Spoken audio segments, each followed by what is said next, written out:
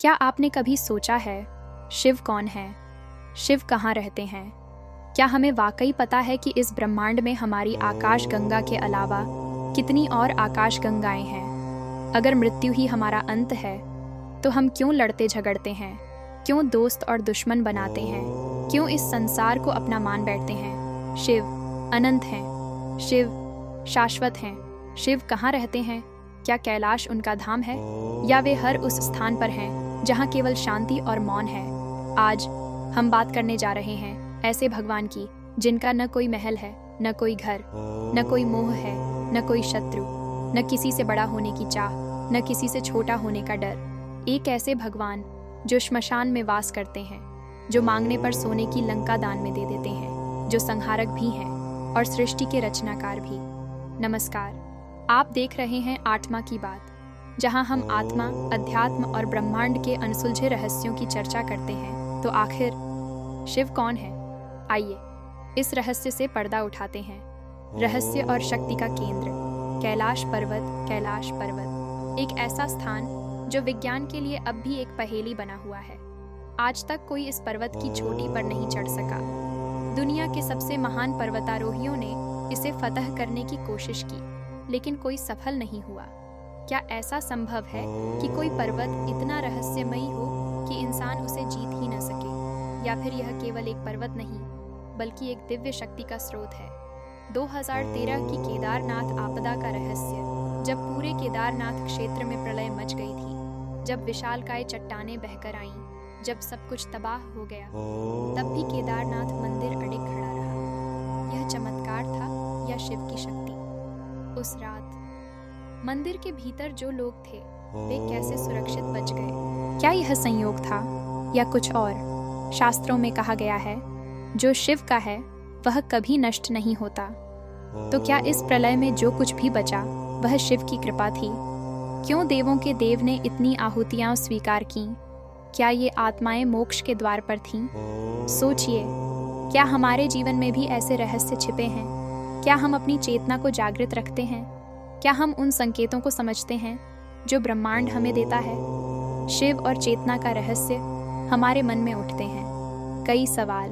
शिव केवल एक देवता नहीं, बल्कि चेतना की वह अवस्था है जहां अहंकार समाप्त हो जाता है, जहां केवल मौन बचता है, शांति बचती है और बचती है केवल अनंतता। शिव वो हैं जो हमें यह समझाते हैं कि जीवन केवल पदार्थों का खेल नहीं, बल्कि यह एक ऊर्जा है। एक ऐसी ऊर्जा जो जब स्थिर होती है तो ध्यान बन जाती है, और जब गति में आती है तो संहारक बन जाती है। तो क्या हम शिव को केवल एक मूर्ति में देखते हैं, या हम उन्हें अपनी आत्मा के भीतर भी खोज सकते हैं? क्या आपने कभी सोचा है कि शिव कौन है? क्या वे केवल एक देवता हैं, या उनसे परे भी कोई सत्य छिपा है? क्या शिव का कोई जन्म है?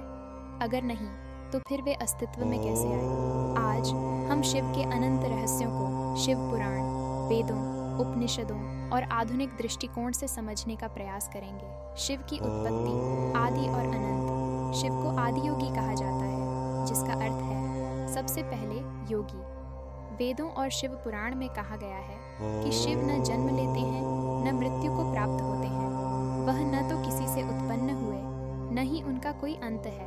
वह स्वयं परम तत्व हैं, जो इस ब्रह्मांड के आरंभ से पहले भी थे और अंत के बाद भी रहेंगे। पुराणों के अनुसार जब सृष्टि नहीं थी, तब केवल एक अनंत शून्य था, और उसी शून्य से महाकाल प्रकट हुए।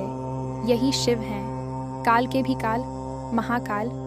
विज्ञान के अनुसार हमारा ब्रह्मांड बिग बैंग से बना, लेकिन उससे पहले क्या था? एक अनंत शून्यता, जिसे हम शिव के रूप में देख सकते हैं। शिव कहाँ से आए? यह प्रश्न जितना गूढ़ है, उत्तर उतना ही अद्भुत। वेदों में कहा गया है कि जब कुछ भी नहीं था, तब केवल ओंकार नाद था। उसी नाद से शिव प्रकट हुए, इसलिए उन्हें नाद ब्रह्म भी कहा जाता है। शिव पुराण के अनुसार ब्रह्मा और विष्णु के बीच श्रेष्ठता को लेकर विवाद हुआ। तभी एक अनंत ज्योतिर्लिंग प्रकट हुआ, जिसका कोई अंत नहीं था। ब्रह्मा और विष्णु ने उस ज्योतिर्लिंग का आदि और अंत खोजने की कोशिश की, लेकिन असफल रहे।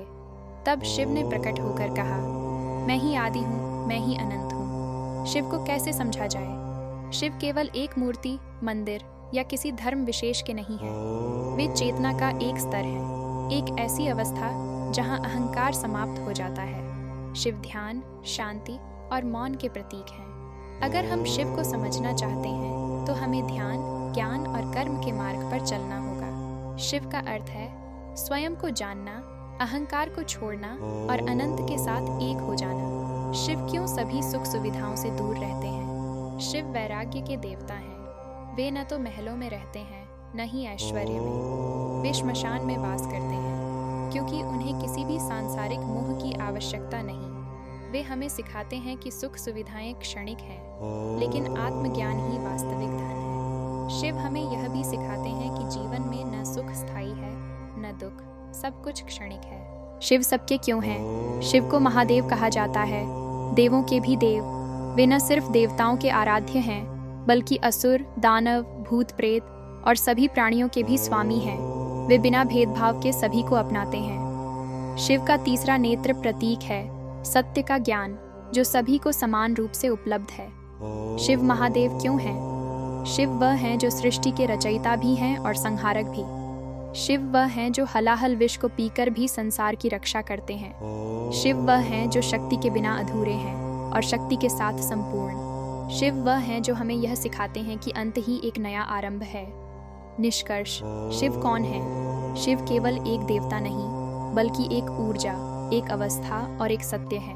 वह चेतना है, वह ध्यान है, वह शांति है। अगर हम शिव को समझना चाहते हैं तो हमें अपने भीतर झांकना होगा, क्योंकि शिव कहीं बाहर नहीं, बल्कि हमारे अंदर ही है। तो क्या आप शिव को केवल एक मूर्ति में देखेंगे या अपनी आत्मा में भी खोजेंगे? शिव कौन है?